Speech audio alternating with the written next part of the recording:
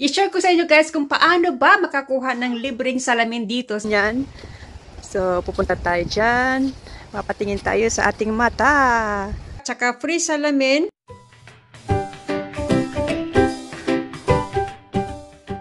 Hi guys! Good morning, good morning! It's a lovely morning today in Ireland. Sun is out today. So, kumusta ngayong araw? At nakapag-almusal na ba kayo? So, ayan, mag-toothbrush tayo at maghilamos kasi pupunta tayo sa optical clinic. Clinic dito. Ayan, magpapasukat tayo ng salamin. Ayan. Na i-share ko sa inyo. Don't forget to like and subscribe my YouTube channel, Jane in Ireland. So, maraming salamat sa mga nag-view, sa mga followers ko, at sa mga bagong mga followers ko. My name is Jane. Ayan, working and living here as a caregiver, a healthcare assistant. Hi guys! So, ayan na naman tayo. Papunta na tayo doon sa optical clinic. So, magpapasukat tayo ng salamin. Itong Specsavers. Sa loob siya ng Tesco. Free eye test and glasses.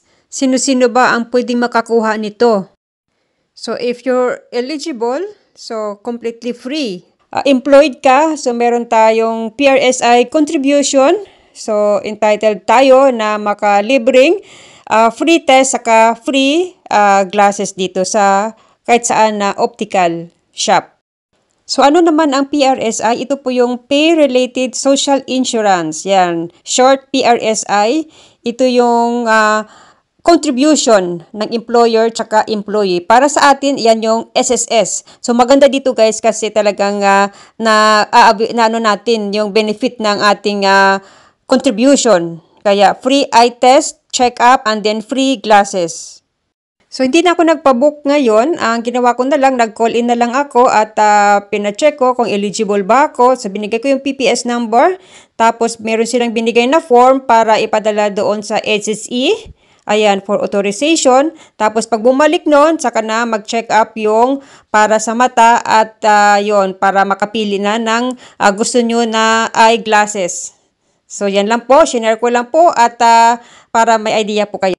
At free din sa bata under 12 years old. At dumaan na rin kami sa grocery at nakita ko itong peanut. Si Monkey Nuts. Sobrang hidlaw na ako sa nilagang mani. So, ganito ang kanilang mani dito guys. Every Halloween lang siya lumalabas at nakikita sa grocery itong Monkey Nuts. So, nung nakita namin, bumili kami ng isang kahon talaga at yan nilaga na ni Daddy. Kasi miss na namin talaga yung nilagang mani. So, ginawa na lang ng paraan. Ang tagal talaga maluto, 2 hours, 2.5 hours bago talaga lumambot itong mani na ito. Diba? Ang sarap-sarap ng mani na ito. Convenience snack ito. Tsaka healthy pa. High in nutrients, diba? Protein, magnesium, vitamin A. So, yan guys. Bakit hindi sila dito? Nag-try ako dati na nag-boiled ako ng mani. Ayaw nilang kainin. Kundi yan lang talaga ang kinakain nila na parang medyo hilaw pa yan. Parang ayoko naman kasi parang magsakit ang tiyan natin yan. So yan guys, natatawa talaga ako kasi sinabi nung kasamahan ko, ka-worker ko, sabi niya, hindi daw nilalaga yan, kundi kinakain lang daw ng ganyan. Diyos ko po. So today, nandito tayo sa church. So ito yung harap ng church. Ayan. So, napakaganda. So ang wall niya ay gawa sa bricks. So itong church na to guys ay 1800 pa ito. So napakatagal na ito na church. Tapos ito yung pintuan. Tapos, yung makikita nyo sa may kanan at kaliwa, yan yung lagayan ng holy water. So, papasok na tayo dito sa pintuan. So, ito yung church dito, St. Mary's sa Carrigtwohill. Pag naka-visit kayo sa church na ito. So, merong mass kaninang umaga at nandito kami kasi ni-receive ni Kelsey yung kanyang enrollment certificate. Yan po yung Sacrament of Holy Communion and Reconciliation for the first time.